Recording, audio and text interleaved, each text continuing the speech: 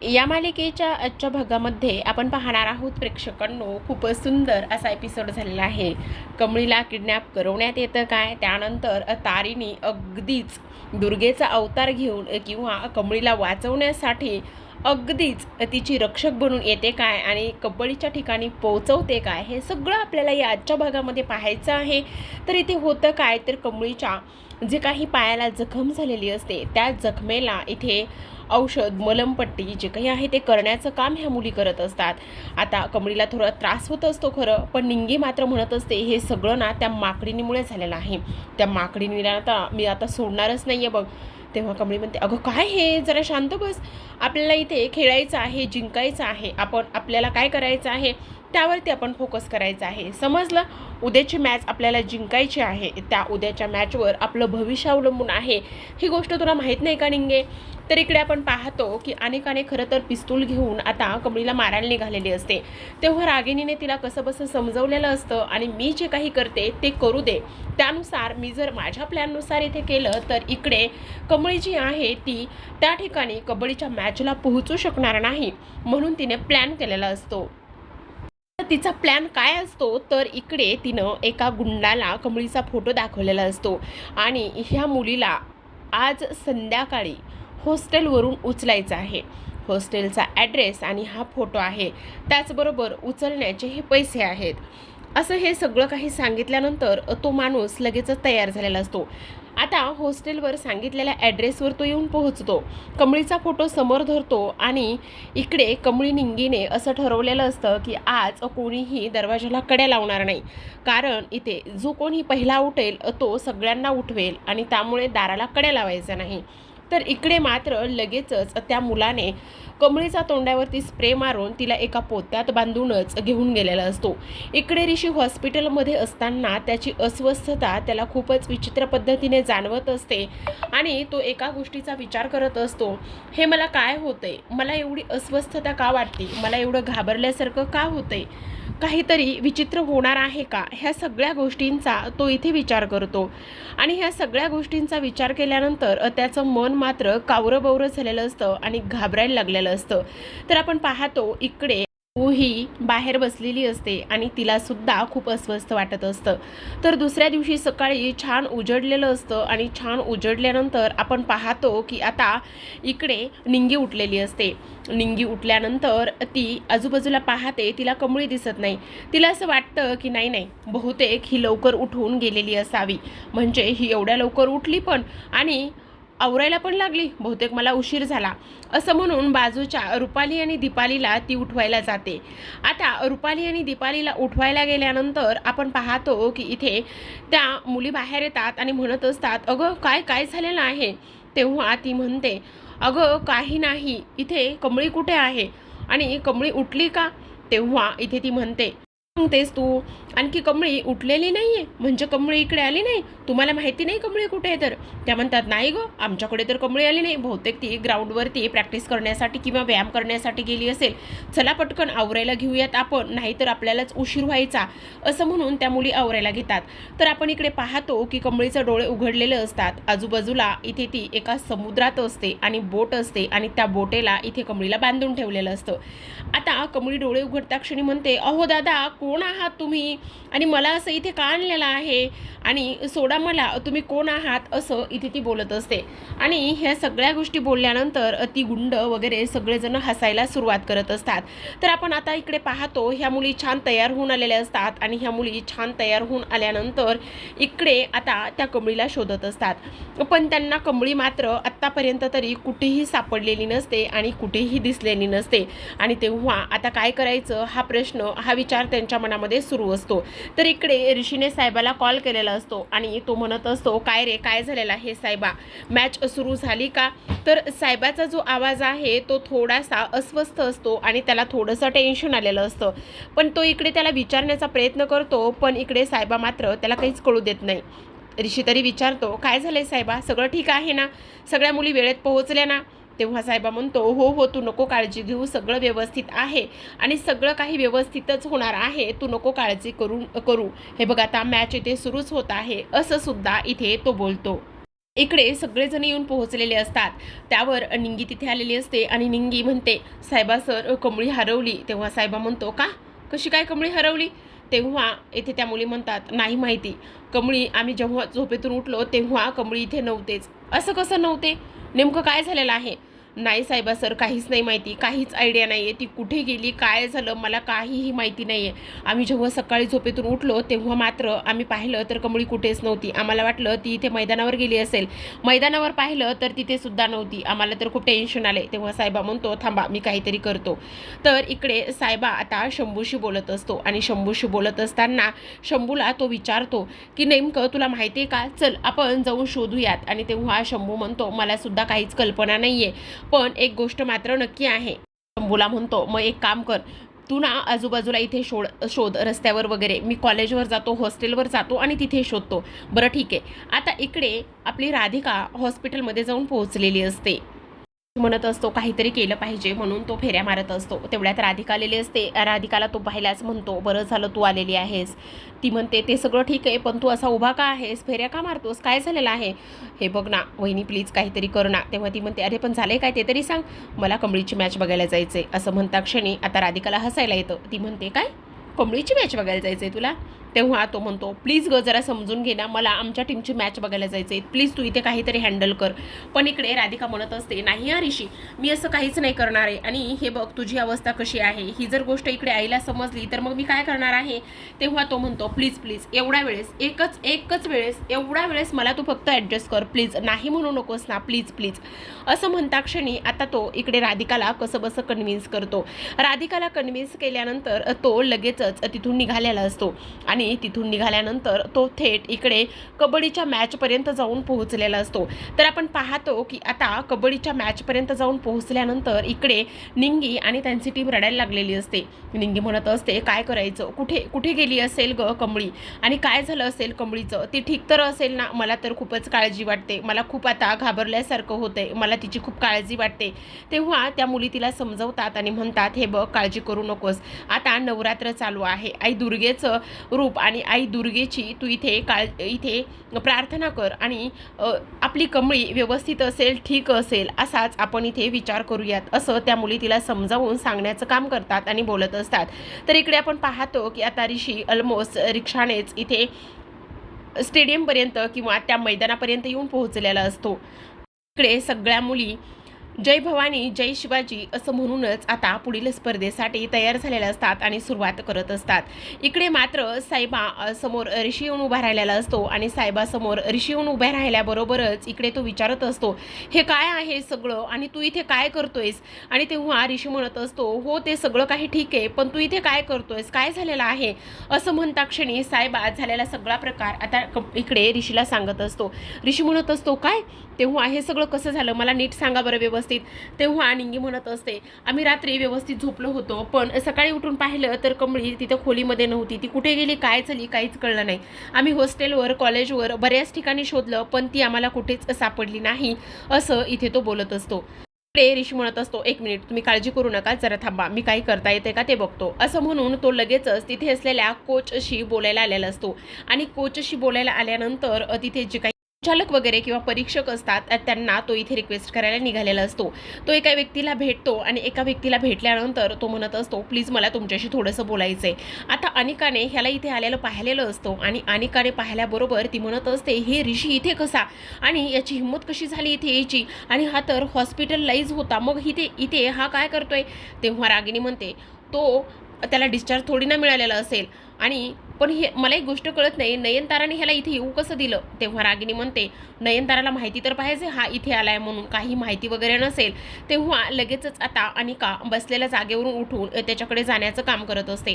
तर इकडे आता ऋषी म्हणत असतो, "मला तुम्हा सगळ्यांना एक विनंती करायची आहे." आणि कसली विनंती करायची असं विचारल्यानंतर तो म्हणत असतो, "बघा सगळ्यात महत्त्वाची गोष्ट, आमची बी टीम म्हणजे अन्नपूर्णा कॉलेजमधून जी बी टीम आहे धुरळा, त्यातील जी मेन कॅप्टन आहे ती आत्तापर्यंत इथे मॅचसाठी पोहोचलेली नाही. ती ऑन द वे आहे, पण ती येण्यासाठी थोडासा वेळ लागेल. त्यामुळे मला तुम्हाला एक रिक्वेस्ट करायची आहे की प्लीज त्याकरिता तुम्ही थोडासा वेळ द्या. आणि त्याचबरोबर इथे थोडंसं थांबवली मॅच तर चालू शकतो का? तेव्हा इकडे ते म्हणतात, असं कसं, फायनलिस्टमध्ये जाऊन पोहोचलेली आहे, शिवाय कॅप्टन आहे, आणि मग आणि स्पर्धेचं थोडंसुद्धा गांभीर्य नाही आहे का?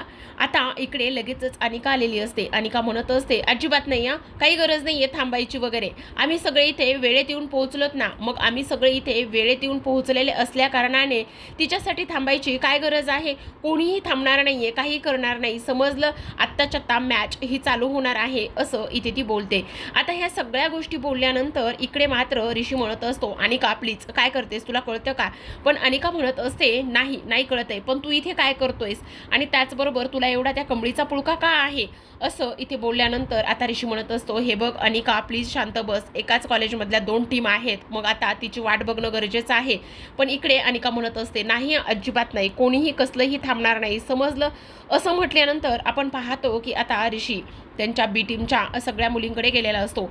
निंगीला तो इथे म्हणत असतो, सगळ्या मुलींना मी एक गोष्ट सांगत आहे, हे बघा आत्तापर्यंत तुमचे केलेले कष्ट, आणि आपण कमळीची वाट तर पाहणारच आहोत, पण सगळ्यात महत्त्वाची आणि इम्पॉर्टंट गोष्ट म्हणजे तुम्हाला आता इथे तग धरून खेळायचं आहे. काही जरी झालं तरीसुद्धा हार मानायची नाही. इथे आत्तापर्यंत केलेले कष्ट, आत्तापर्यंत केलेले परिश्रम सगळं काही तुम्हाला आठवायचं आहे. आणि ह्या सगळ्या गोष्टी आठवल्यानंतर तुम्ही इथे अगदीच व्यवस्थित खेळणार आहात, समजलं? तुमचं स्वप्न, तुमची इथे केलेली कामगिरी, आणि त्याचबरोबर इथे तुम्हाला ही मॅच का जिंकायची आहे, आणि त्याचबरोबर इथे कमळी असती तर काय झालेली असते. आज ह्या सगळ्या लोकांना तुम्हाला इथे दाखवून द्यायचं आहे की तुम्ही कमी नाही आहात, तुम्ही सुद्धा इथे खेळू शकता, तुम्ही सुद्धा इथे जिंकू शकता, आणि हे सगळं तुम्हाला करायचं आहे, समजलं? आणि तेव्हा इथे तुम्ही खेळण्यासाठी तयार राहा, असं ऋषीने त्या मुलींच्या मनामध्ये त्यांना प्रोत्साहन देण्याचं काम केलेलं असतं. इकडे आपण पाहतो की आता तारिणी आलेली असते, आणि तारिणी तिथे आल्यानंतर आता त्या गुंडांना चांगलंच धुलाई करण्याचं काम तारिणी करते. एकाला चांगलंच धूत असते, आणि तेव्हा इकडे कमळी तर पाहतच असते. आता हे सगळं कसं झालं, काय झालं, तर इकडे मात्र शंभू सगळ्या रस्त्याने वगैरे शोधत असतो, आणि तो चुकूनच तारिणीच्या गाडीसमोर जातो. आणि तारिणीच्या गाडीसमोर गेल्यानंतर तारिणी गाडीतून खाली उतरते, आणि इकडे शंभूला म्हणत असते, अरे काय हे काय करतोयस, आणि तुला लागलं जर असतं, काही झालं असतं तर काय करायचं होतं, वेडा आहेस का तू? आणि तेव्हा तो म्हणतो, सॉरी मॅडम, मी पाहिलंच नाही, पण इथे कसास तू, काय झालेलं आहे? मी शंभू. अरे हो शंभू, पण तू मॅडम काय झालंय ना, आम्ही अन्नपूर्णा कॉलेजच्या बी टीममधून आहोत, आणि त्याचबरोबर म्हणजे मी खेळत नाही आहे, पण मुली आहेत इथे कबड्डीसाठी, आणि बी टीममधून जी काही कमळी नावाची कॅप्टन आहे ती इथे गायब झालेली आहे, असं इकडे तारिणीला समजलेलं असतं. पण मॅडम प्लीज तुम्ही जर मदत केली तर खूप चांगली गोष्ट होईल, असं म्हटल्यानंतर आता अगोदरच म्हणजे जेव्हा हे तारिणी, शंभू आणि तारिणी समोरासमोर यायचं असतं त्याच्या अगोदरच तारिणीला कोणीतरी गायब झालंय ह्या ॲड्रेसवरून ती तिला तिच्या लोकांनी सांगितलेलं असतं, म्हणून ती तिथपर्यंत येऊन पोहोचलेली असते. आता जसंच कमळी आणि इथे तारिणी समोर येतात तेव्हा कमळी म्हणते, अगं तारिणी ताई तू इथे? हो गं मी इथे. आणि तेव्हा हे सगळं काय आहे, मला एक गोष्ट सांग, तू इथंपर्यंत येऊन पोहोचलीस कशी, त्याचबरोबर हे सगळं काय आहे, ह्या गोष्टी मला जरा सांगशील का? तेव्हा इथे ती म्हणते, मला नाही समजत आहे सगळं काय झालं काय नाही ते. तर इकडे तारिणी सांगत असते, हे बघ आता तुला एक गोष्ट सांगते, माझ्या माणसाने तुला जेव्हा म्हणजे ज्या लोकांनी तुला उचललं त्या लोकांनी उचलताना माझ्या माणसाने त्यांना पाहिलं होतं, तेव्हा लगेचच त्या लोकांनी मला फोन केला, आणि फोन केल्यानंतर इथे गाडीचा नंबर वगैरे सगळं सांगितलं, आणि म्हणूनच ती गाडी कुठल्या दिशेने जाते काय करते हे सगळं पाठलाग करण्यासाठी माझी माणसं त्या दिशेला जाऊ लागली. मग असं कळलं की इथे ती गाडी माझ्या माणसाने थांबून ठेवली, आणि त्यांच्याकडे काही पैसे म्हणजे वेड्याचं रूप घेऊन आपण इथे काहीतरी भीक मागतोय, किंवा जे फुटपाथवर बसणारी लोकं असतात त्यांचं रूप घेऊन माझं माणूस त्यांच्याकडे पैसे वगैरे हे ते मागू लागला. आणि तेव्हा आम्हाला समजलं की तुला कोणीतरी किडनॅप केलेला आहे, आणि एका ठिकाणी तुला पोत्यात बांधून घेऊन जात आहेत. आणि मग माझ्या माणसाने मला फोन करून लगेचच ह्या सगळ्या गोष्टी सांगितल्या. आता हे सगळं काही ऐकल्यानंतर कमळीला तर खूप मोठा धक्का बसतो. तर इकडे ती विचारत असते, मग मला एक गोष्ट सांग, जेव्हा तुला किडनॅप केलं तेव्हा तुला काही आठवतंय का? तेव्हाच कमळी म्हणते, नाही तारिणी ताई, मला काहीही आठवत नाही, आणि मला नाही गं माहिती मला कोणी किडनॅप केलंय, का किडनॅप केलंय, ह्या सगळ्या गोष्टी मला नाही माहिती, असं इथे ती बोलते. अच्छा, तुला माहिती नाही, पण हे सगळं काय आहे काय नाही हे तर कळायला मार्गच नाही आहे. तेव्हा एक गोष्ट तुला सांगू, आज माझी कबड्डीची मॅच आहे गं, फायनल राऊंड आहे आज आणि मला तिथे पोहोचायचं आहे. शंभू किती वाजलेत रे? आता शंभू म्हणत असतो 9:30. बापरे, माझी इथे मॅचसुद्धा चालू झाली असेल. आता काय करू मी, मला कळत नाही. माझी मॅच आणि मला तिथे वेळेत पोहोचणं खूप जास्त गरजेचं आहे असं म्हणून डोक्याला हात लावत असते. तेव्हा तारिणी म्हणते, अगं तू वेडी आहेस का? अशा अवस्थेमध्ये तू तिथंपर्यंत जाऊन कशी पोहोचणार आहेस? आणि तुझी अवस्था तरी आहे का खेळण्याची? तुझ्या हाताला जखम आहे, पायाला जखम आहे. तेव्हा कमळी म्हणते, नाही तारिणीताई, काही करून मला ही मॅच खेळलीच पाहिजे. अगं ही मॅच जिंकलो तर माझं पुढचं शिक्षण त्यावर अवलंबून आहे. आई आबाचं स्वप्न आहे. गावकऱ्यांच्या आमच्याकडून खूप साऱ्या अपेक्षा आहेत. त्यामुळे मला ह्या मॅचपर्यंत पोहोचलं पाहिजे आणि ही मॅच मला खेळलीच पाहिजे. मी जर नाही पोहोचली, नाही खेळली तर सगळ्या मुलींची स्वप्न इथे धुळीस मिळतील. प्लीज काही कर, पण मला तिथंपर्यंत नेऊन पोहोचव ना, असं इथे ती बोलते. असं बोलल्यानंतर आता ती म्हणत असते, बरं ठीक आहे, नको काळजी करू, चल मी तुला तिथंपर्यंत नेऊन पोहोचवते.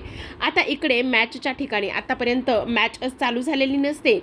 फायनल राऊंड असल्यामुळे इथे प्रमुख पाहुणे, त्याचबरोबर जे काही प्रिन्सिपल, वेगवेगळ्या टीमच्या कॉलेजमधून आलेले जे काही प्रिन्सिपल आहेत, त्याचबरोबर प्रमुख पाहुण्यांचं आगमन, त्यांच्या हाते दीपप्रज्वलन, हे सगळ्या गोष्टी इथे होत असतात.